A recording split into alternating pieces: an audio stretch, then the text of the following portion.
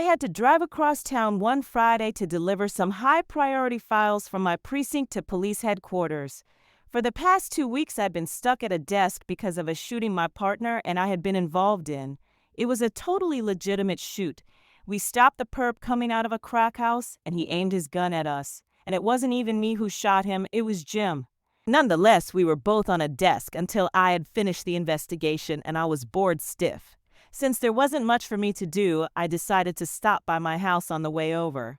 Helen had cooked a fantastic brisket for dinner the night before, and I figured I'd make some of the leftovers into a sandwich for lunch. It was only a couple of blocks out of my way, and I knew no one at the precinct would care how long I took on my errand. Driving slowly up my street, I pulled over opposite Mrs. Ferguson's house to admire her flower garden. She worked at it 8 months of the year, and it was always spectacular. As I was about to drive the last 50 yards to my house, I glanced up and saw to my surprise a man coming out of my front door. It was Mark Malksek, a guy who lived around the corner, some sort of computer who worked from home. What the hell was he doing coming out of my house at 11:30 in the morning? I watched as he sauntered around the corner and out of sight, and then I pulled up in front of my house and went inside. The house was quiet, but I thought I heard the shower upstairs. Climbing the stairs and walking into my bedroom, I got a nasty shock. A very nasty shock. The bed was totally destroyed with pillows and sheets and blankets everywhere, and there was a big wet spot in the middle, and the room smelled like sex. It was all too obvious what Mark Matchak had been doing in my house. The shower was running in the bathroom, and I could hear Helen singing to herself, as she usually did when she was feeling good. Son of a witch. I could feel the anger rising and threatening to overwhelm my utter and complete amazement. My wife was having sex with somebody else, some a whole neighbor behind my back. Helen and I had been married for 24 years, and I thought we were pretty happy. We met when I was still at the police academy. She was one of the assistant caterers at my cousin's wedding and the cutest girl I had ever seen. Short, kind of pretty, not a knockout, but with a fantastic figure. I managed to flirt with her enough to get a phone number, and we dated for about a year before we got married. In almost every way, our marriage had been terrific. I worked for the department, and she stayed in the catering business, doing a lot of freelance work for a company run by a friend of hers from high school. It left her schedule very flexible so that she could be an involved mother to our 2 daughters, Linda and Veronica. Linda was now out of college and working in Chicago. Veronica was a junior at Kenyon. They were terrific kids, and Helen had been a wonderful mother to them. Helen and I were devoted to one another. We had the same values, we cared about family in the same way, and we enjoyed each other's company. When we met other married couples who were obviously bored with one another, we smiled smugly at each other. After 2 decades together, we still had fun together and never ran out of things to talk about. I felt pretty damn lucky, except for one thing. That one thing was sex. Helen was stacked and very sexy. I'll never forget my excitement the first time I got to see her naked after several months of dating, but she just wasn't a very sexual person. After our courtship and the first few months of marriage, I quickly found to my dismay that sex about every 10 days or 2 weeks was plenty for her. It was a far cry from the 3-4 times a week that we had begun our marriage with, and I wasn't slow to complain about it. Over the years, we'd struggled with this issue more than any other. We even saw a marriage counselor for a while when the girls were little. After many years of frustration and unhappiness, I eventually came to understand that my wife really did love me. Her lack of interest in sex with me wasn't personal, she just didn't have much libido. The counselor helped me learn not to get so angry and helped Helen see that she needed to make more of an effort. So once every 10 days became perhaps once a week, sometimes twice if I could talk her into it. I had high hopes that once the girls left for college and we had more free time, no driving them to voice lessons or tennis practice or dances or friends' houses, things might get better, but they never did. What made it even harder to take was that when we did have sex, it was often a frustrating quickie. I longed to take my time to kiss and caress Helen, to lavish attention on her beautiful body, to touch and kiss her all over. But most of the time, she simply wouldn't let me.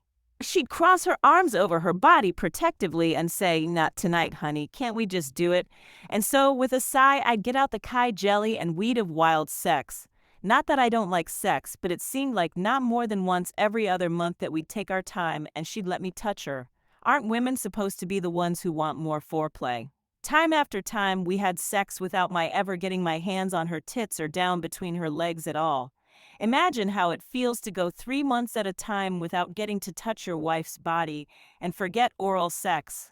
I was happy to go down on her, and I did from time to time, despite her lack of enthusiasm for it. But in 25 years, she'd only gave me a blow 3 times for about 30 seconds each time. You may be thinking, what a cold-hearted witch, why don't you dump her? But the fact is, Helen loves me and I love her.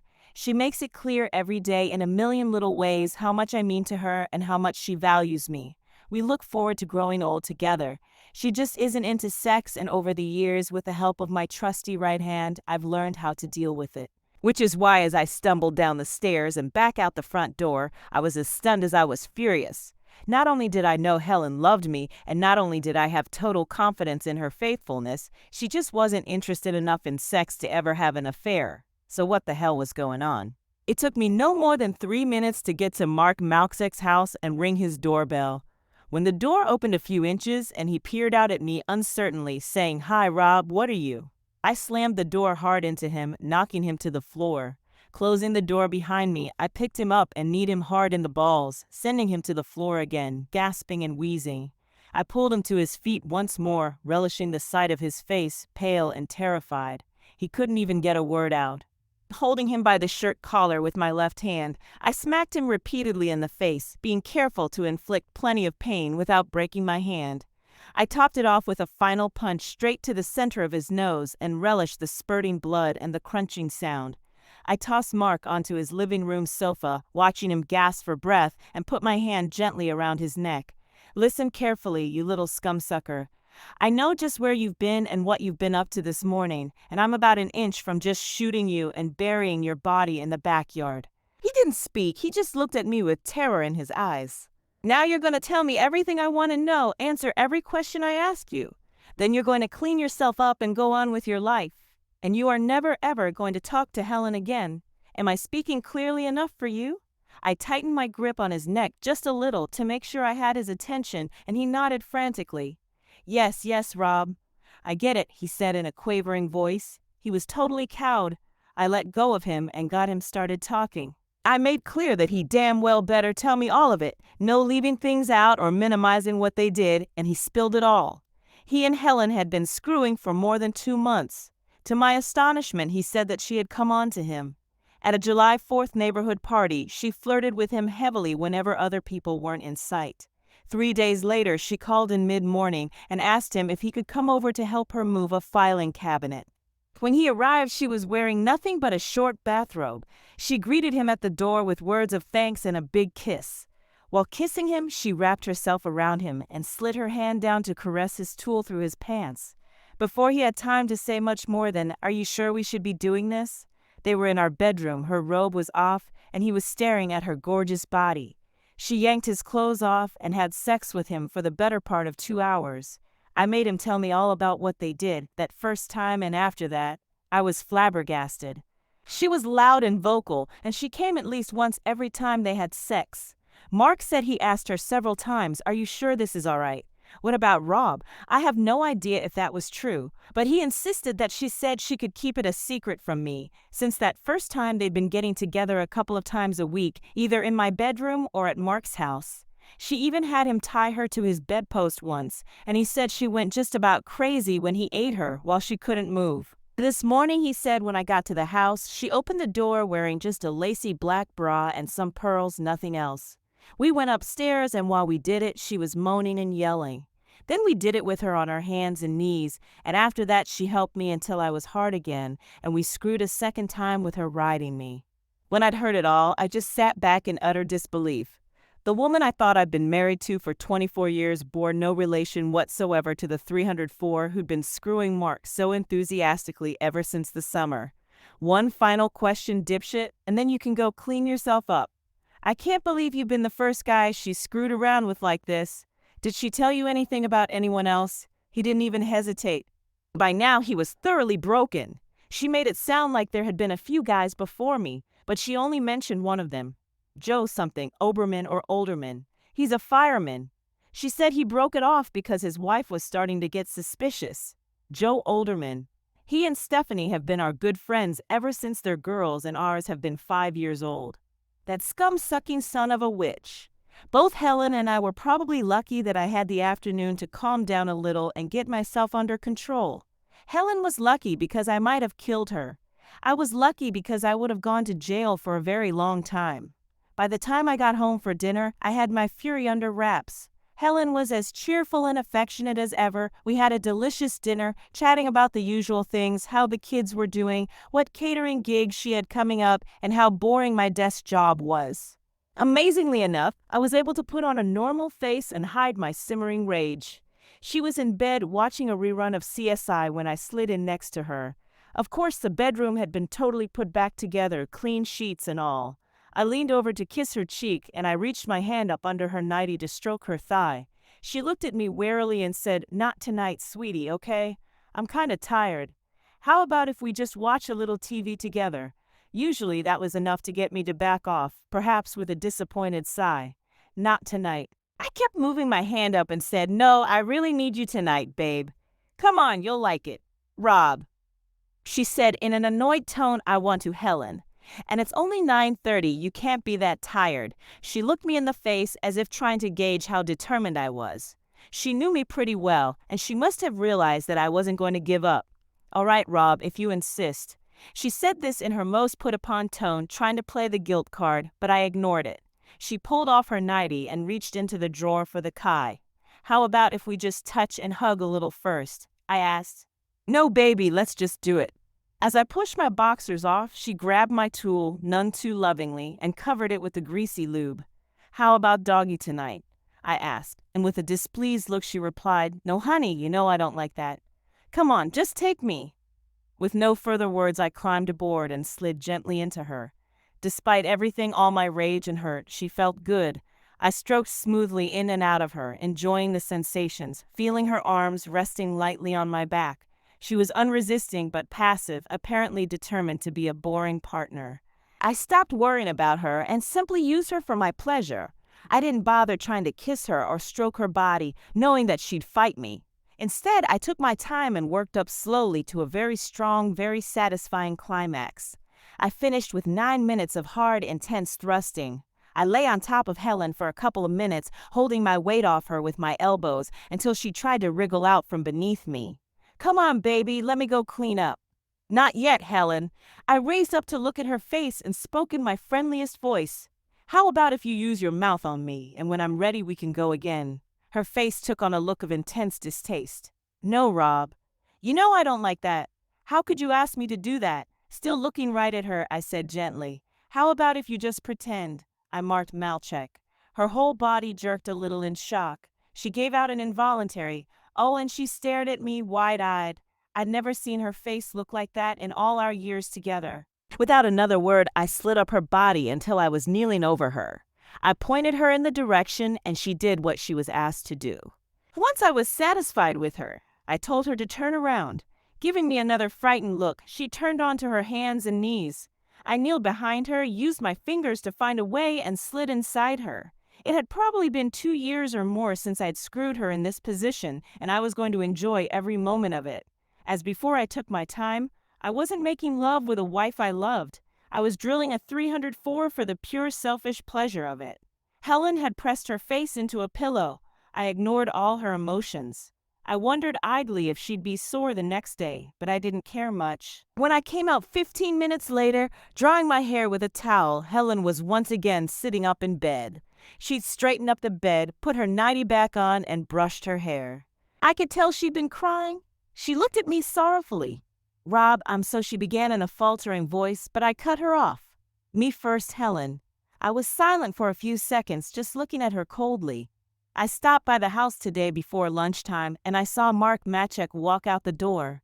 Then I came upstairs and heard you in the shower, and I saw the bedroom. So I hope you won't insult my intelligence with any bullshit about how I misunderstood the situation, all right?" Her head was down, and I could see she was blushing. She nodded without speaking. "I don't know if there's any chance of our marriage surviving this." She gasped, and her head jerked up as she stared at me in horror. "But if there is, it's going to begin with your telling me everything. The complete truth. Do you understand me?" Helen nodded again and started to cry. I'm so sorry, Rob. I can't believe I've done such an awful thing. She stopped for a minute as her sobs got the better of her. All I want is for you to give me another chance. I'll tell you anything, everything, but please promise you won't hate me. Okay then? The whole story, you, and then a whole. What, where, when, how long, how often, and why? She cried a little longer, then wiped her face. I'd never even paid attention to him until the July 4th picnic. Then it seemed like he was always around me, getting me another drink or a hot dog, being friendly. A couple of times when you weren't around, he got kind of flirty, leering at my boobs and even stroking my back. But that was a couple of months ago, and I forgot all about it until last week. He called and asked if he could come over and get help with some recipe. He was making a special dinner for his new girlfriend. So he came over and we went through the recipe. I explained some things to him, and he was very grateful. We had a cup of coffee, and then I started to feel funny. Before I knew it, he'd carried me upstairs, taken my clothes off, and started to have sex with me. She stopped as a fresh bout of tears interrupted her. I was feeling all foggy, and I couldn't tell why this was happening or why he didn't stop when I said no. He did it 2 or 3 times and even made me suck him. When he was done with me and getting dressed, he told me that he'd put something in the coffee. I think it was ecstasy, and he said I had to keep seeing him, or he'd make sure that you and all your friends at the precinct got a copy of those pictures. Rob, I didn't know what to do. I listened without expression. I was almost certain that she was telling me a bunch of inventive lies, but I was going to hear her out. She had no idea I'd already spoken to Mark. He called last week and said he was coming over again today at 10:30 a.m. and that I'd better be ready for him. I was terrified about the pictures, so I let him. He came over and we did it again. I sighed. Helen, why on earth didn't you tell me after the first time? Don't you know we could have had your blood tested for drugs and then had him arrested for raping you? She looked down. I can see that now. I guess I wasn't thinking clearly. I was just terrified about what you would do. To me and to him. Oh, Rob, I was so afraid and so confused. She started to cry again. I'm so sorry, baby. What a nice tale, I thought to myself. Highly unlikely, yet not completely out of the question. If you could believe that Mark Malczek would be dumb enough to drug and take advantage of a policeman's wife. But the story he told me when I'd beaten the crap out of him seemed far more believable, even though it contradicted everything I thought I knew about my wife. Then there was the most damning thing of all, the sound of Helen happily singing in the shower, only minutes after Malczek supposedly forced her to have sex with him again. I thought some more, gazing out the window, listening to Helen as she sniffled and wiped her eyes. You've been really stupid, Helen. I would have thought you would trust me more than that after 25 years together. She looked at me meekly and said again, I'm so sorry, Rob. I'm going to think about how to handle this, and it may take me a few days. In the meantime, don't talk to Mark again or to anyone about this, all right? All right, she agreed, suddenly full of hope. Please, Rob, don't do anything that would get you in trouble. I leaned forward, looking intently at her face. Helen, please tell me the truth now. Is this the only time in our marriage you've had sex with anyone else? She tried to look back at me, but I saw her eyes dart briefly away from mine before returning. I'd interrogated a lot of suspects in my life, and I pretty much knew what that meant. There's been no one, honey, no one but you until Mark. She broke into tears again and didn't bother to finish the sentence. The obvious lie enraged me all over again. I got up and started pacing around the bedroom. In case you can't tell, my dear wife, I'm not exactly too happy with you right now. You're sleeping in the guest room tonight, so take your things and get out of here. Rob, did you not understand me? I said more forcefully, I'm done talking with you tonight. Now get the hell out of here. But baby, I go. With a little gasp, she grabbed her bathrobe and left the bedroom. I settled down in bed to watch a football game for an hour, then went to sleep. I was surprised that I actually slept well, despite not having Helen by my side as I usually did.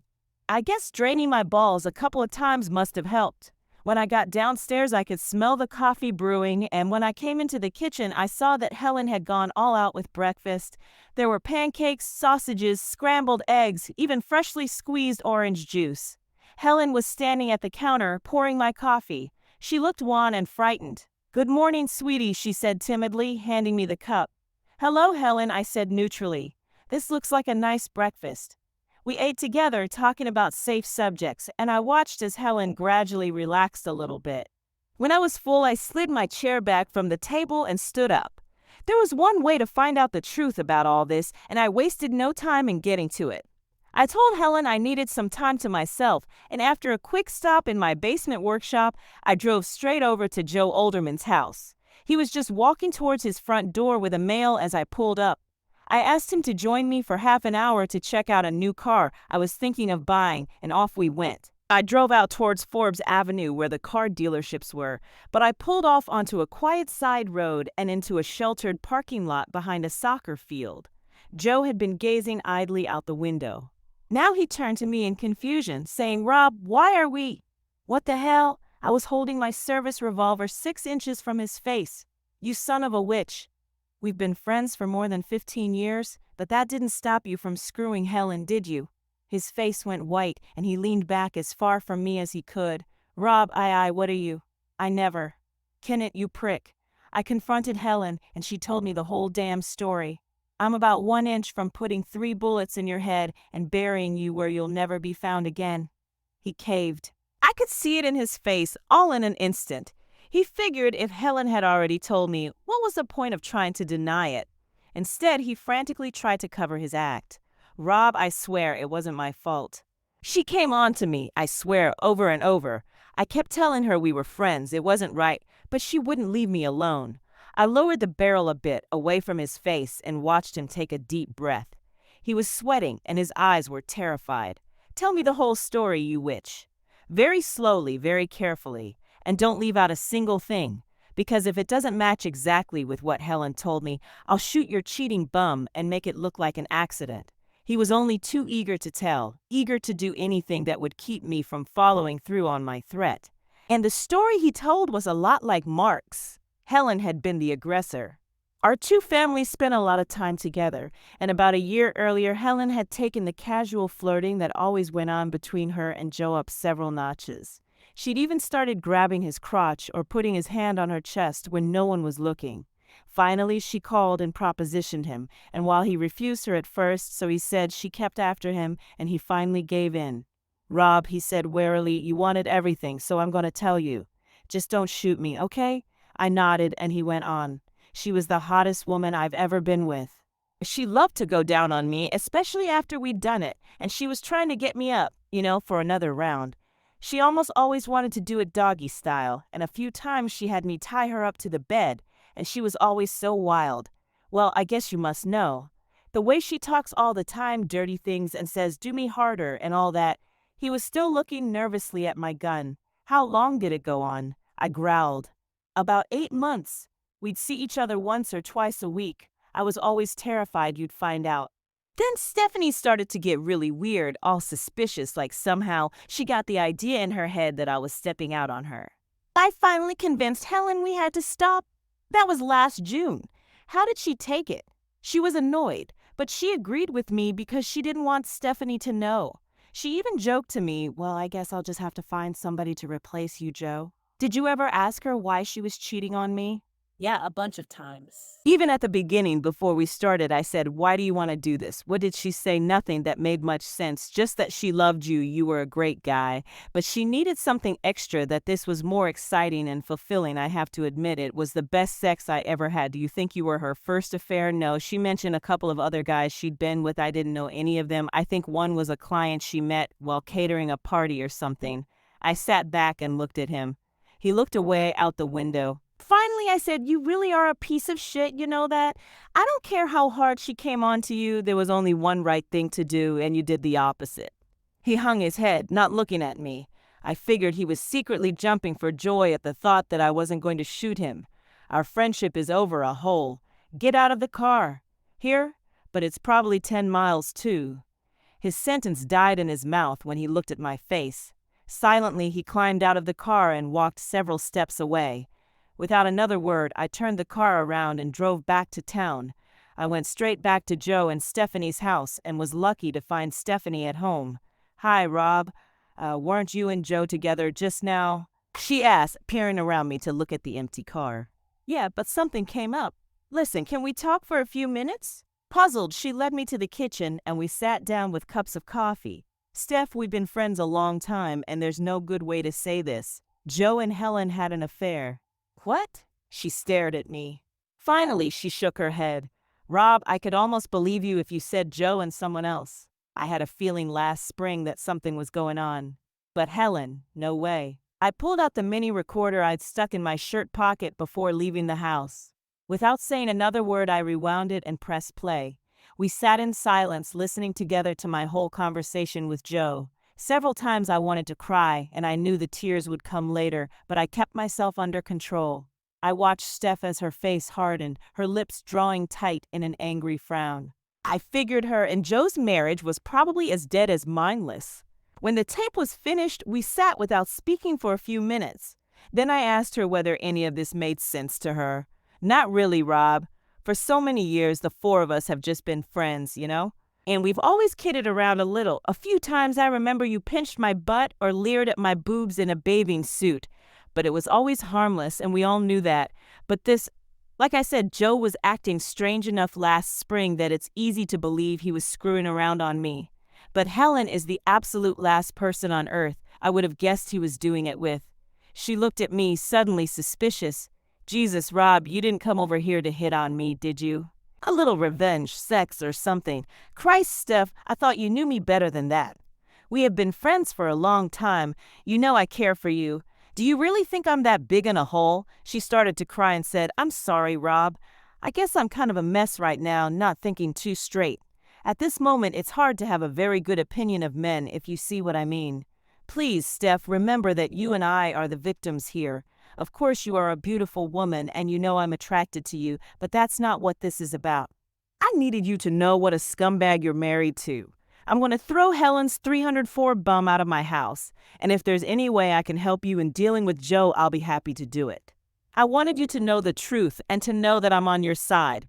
That's the only reason I'm here, believe me. Still crying, she came over and sat on my lap, right there in the kitchen. She put her arms around me, her head on my shoulder, and sobbed. After a few minutes, we were both crying. We probably sat like that for half an hour. It was nearly 6 hours to Chicago, and I had plenty of time to think. I simply could not imagine a more complete betrayal than what Helen had done to me. She had obviously had a series of lovers, at least some of whom she had taken the lead in seducing. Her affairs had gone on for weeks or months. Above all, topping everything on the old betrayal meter, was that she had been a wildly, openly sexual partner with these other men. All the inhibitions in her sex life with me, the reluctance to try anything new, the refusals even to let me touch and caress her before we screwed. I had lived with those, suffered them, and endured them for years. And at the same time, she'd been an enthusiastic 304 with Mark, with Joe, and obviously with some other guys as well. I didn't know exactly how I was going to play it, but as I walked out of Stephanie's house, there were two things on my mind. The first was that my marriage was over, and that Helen would be pretty damn sorry for what she did. And the second was that I had to talk to my daughters first. I reached Linda by cell phone, and she was delighted I was coming for a surprise visit. We ate at a diner around the corner from her apartment. She chatted with me for a few minutes about her new job and the ups and downs of life with her on-again, off-again boyfriend. Then she said, "Okay, Dad." "What gives? It's great to see you, but I know you didn't drive all the way up here for no particular reason, and you've been on edge ever since you got here like you had 4 too many cups of coffee this morning." I leaned forward and said, "Quietly, sweetheart, you needed to hear this from me first. Your mom and I are splitting up. I found out she's been having affairs behind my back with more than one man. It's been going on for a couple of years at least. The next couple of hours were pretty rough." Linda absolutely didn't believe me, and I had a tough job of persuading her that I was certain about Helen's cheating, while at the same time sparing my daughter the most damning details of what I knew. When we were back in Linda's apartment, and she'd finally come to believe the truth of what I was saying, she cried and cried. I could feel her pain and having the illusion of her parents' secure relationship coming apart, and I cried with her for a long time. This seemed to be my day for tears. I slept on Linda's couch, and when I left the next morning, I asked her to do something for me. "First, please don't talk to your mom for a couple of days or until she calls you. I need to go see Veronica today and then get back home and get the divorce started. After that, whatever relationship you want to have with her is between the two of you. You know your mom adores you, and I don't think she was ever less than a loving mother to you and Ronnie. What she did to me, not to you, sweetie. I got to Kenyon about 9 p.m. on Sunday night, and my visit with Veronica was a lot like the one with Linda. Painful, full of tears, full of questions that could be asked but not answered. I left for home early on Monday morning. My cell phone had been off since I left town, and I turned it on now to let the precinct captain know I was taking a personal day.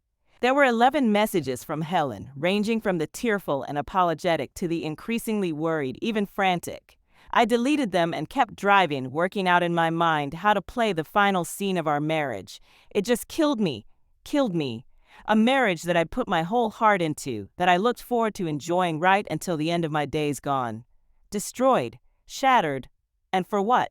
So my wife could do some hot sex, explore the sexual side of herself that she'd never managed to reveal to me? I made a call to a PBA lawyer I knew and got a recommendation for someone to handle my divorce. When I reached town, I went straight to the guy's office, spent an hour with him, shared Joe's tape, and got him started on the paperwork. The girls were both out of the house, so there weren't going to be custody or support issues. I wanted the house, and if Helen fought me about it, I'd do my best to publicly humiliate her beyond that. I didn't much care when I drove by the house around 4 p.m. Helen's car was nowhere to be seen. Good, I thought. I put mine in the garage, went inside, and called a 24-hour locksmith service. By 6 p.m., when Helen returned home, I had made a few arrangements. I could hear her annoyance and frustration when her key didn't open the front door. I opened the door silently and watched her face change to an affectionate, nervous look. "Rob, thank God you're back. Where have you been for 2 days? I've been worried sick. Why didn't you call?" I ignored her questions. "Come in, Helen. Please sit down in the living room," I said in a neutral voice. She tried to give me a hug, but I pulled away from her and walked into the living room. Confused, she followed. "Rob, honey, what's going on?" Her voice was a little shaky, her eyes worried-looking. Without replying, I pointed her to the couch, and she sat, never taking her eyes off me. I stood across from her, gazing at the troubled face of the woman I had loved so much for so many years of my life. I waited, letting the silence become heavy before I spoke. "Helen, you know that I would never hit you or hurt you physically in any way. You are a woman, and moreover, I used to love you with all my heart." She gasped. "Rob used to. I don't." "Shut up," I yelled at her. "I won't hit you, but that doesn't mean I don't want to. Now just shut your lying, cheating, scum-sucking mouth and listen to me." "Rob, quiet, Helen," I said in a menacing voice. "I won't tell you again." By now she was pale with fear and worry. I could see her hands trembling in her lap. "We're going to have this conversation, nice and civilized," I went on, "and then you're going to go. I don't know where you're going to go to, and I don't particularly care. This marriage is over. Our life together is over." She gasped, then started to speak. But a look from me made her stop short. "You have cheated on me with Mark, with Joe, older man, and apparently with a couple of other guys as well. I don't know how many, and I don't give a shit. For months, if not years, you've been playing the 304 with other men, giving them everything I have begged you for, doing all the things with them that you would never do for your loving husband, despite all my requests. If having sex with someone besides your husband is a betrayal, you've managed to make yours an extra big betrayal. Scum-sucking, doggy style, all sorts of foreplay, bondage. Just fine for the hole around the corner, and even for one of our oldest and best friends, but not for the man who has devoted himself to you alone for more than 25 years. I truly don't know who you are, Helen. I thought I knew, but obviously I didn't have a clue. I would have bet my life on your faithfulness and your devotion to me. Good thing I didn't, huh?" I looked at her. She was sitting frozen on the couch, tears on her cheeks. She was no longer even trying to speak. She looked mesmerized. I idly wondered what was going through her head. "Oh shit, I guess he found out. Or maybe it wasn't worth it after all. Here's the thing that really gets me. You love me? I know you love me. We've looked forward to growing old together, and I know you meant it. Well, guess what? That's your punishment. You don't get to grow old with me. You don't get to live with me anymore, to see me every day and snuggle in bed with me at night. You don't even get to live in this house anymore." I pointed to 3 suitcases standing in the corner. "In 5 minutes, you'll be putting those in your car and driving away, Helen. And you're not coming back." She cried out then, startling me.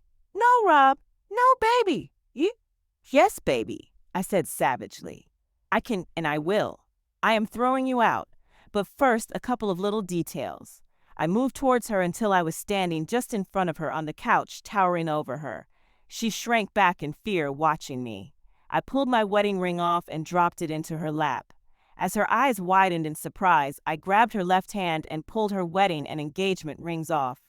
The wedding band I also dropped into her lap, but I put the engagement ring into my pocket. The engagement ring was my grandmother's, as you know, that stays with me. The wedding rings we gave each other? You can do whatever the hell you want with them. Melt them down, throw them away, shove them up your anus. They stood for our love and fidelity to one another, and we both know what that's worth now, don't we? I moved to the coffee table and picked up a beautiful glass vase, mostly clear but shining with bright blue and green highlights. Remember this, Helen? From Venice, the 5th anniversary gift we bought one another. It was really too expensive, but we both loved it, and it kind of became a symbol of how precious we were to each other. I raised my arms high, then threw the vase to the floor with all my strength. Helen cried out in pain as it shattered into tiny pieces. Not worth keeping anymore, I said coldly. I turned and picked up 2 photo albums, tossing them into the fireplace. Our wedding album and our family album. All the precious pictures, all the memories of what we meant to one another. No need for them now, right, Helen? I bent and poured lighter fluid on them, then struck a kitchen match and set them alight. Helen lurched suddenly towards the fireplace to stop me, crying out no. But I grabbed her around the waist and pulled her back to the couch where she collapsed, sobbing. We both watched the flames consume the albums, and I gently patted the pocket where I'd put the pictures of our daughters that I'd rescued from the family book. My memories of the girls were still precious to me. In a couple of minutes, both books were ashes. Helen was still sobbing, her face turned away from me. "Okay, Helen, that's it," I said briskly, clapping my hands. "Show's over, and it's time for you to go." When she didn't move, I grasped her arm firmly and pulled her to her feet, leading her towards the front door. "Wait, Rob, wait," she said, struggling to free herself. "You can't just throw me out of here." "Actually, I can, Helen, and I'm going to." Her face showed her pain and her fear. "Without a word from me? Without letting me explain what happened?" I stepped back, looking at her for a long, silent moment. "Helen, do you really believe that there's anything you can say, any possible explanation you can give that will ease my pain and my hurt? Anything that will make your cheating, your total betrayal and humiliation of me more bearable? Anything at all that can make this better or less awful? But I haven't even said why do you think I care," I shouted at her. "Will knowing why you did this make me feel better?" "Okay, it's all fine. Now that I know what Helen's reasons are you out of your mind?" She just looked at me, haggard, frightened, distraught, without speaking. Then after another long moment she said, "But what about the girls? I drove to see Linda and Ronnie over the weekend. They both know about your cheating and that I'm divorcing you." "Oh and oh!" She cried out and collapsed to the floor in sobs. I watched her for a few minutes. My beloved wife, the mother of my children, my life partner, my best, most trusted friend for a quarter of a century. Then I left her there on the floor in the front hall while I loaded her suitcases into the trunk of her car. When I came back inside, she was sitting hollow-eyed, looking at nothing. Without a word, I pulled her to her feet and walked her outside to the car. The key was sitting on top of the car, and I left her standing by the driver's side door. I contemplated the right parting words, but nothing came to mind. "Goodbye, Helen," seemed a bit insufficient for the situation, and "screw you, you are cheating 304 a bit unoriginal." So I just left her there. I went back into the house and locked the door behind me. Then I stood there in the front hall, not moving, not really thinking, waiting to hear the sound of Helen's car driving away. 7 months later, I was a free and sad man. Free because I was legally divorced, and sad because I was alone in my house. I went into therapy for the next 3 months, and then I took a vacation. All the men I knew who were in bed with my ex-wife were single like me, but financially in a mess. Helen started dating another man from her office and moved in with him. 2 weeks after she moved in, she was back on the street. What came to me was that her lover boy was not very happy with her past life. I wonder who told him. She does not live here anymore. Last I heard, she has migrated to Alaska. I guess the ice will cool her off a bit. I do not intend to start dating for some time and do not see myself married any time in the future. I am too drained for that. I love my daughters, and I guess that is all the love I need. All the men I knew who were in bed with my ex-wife were single like me, but financially in a mess.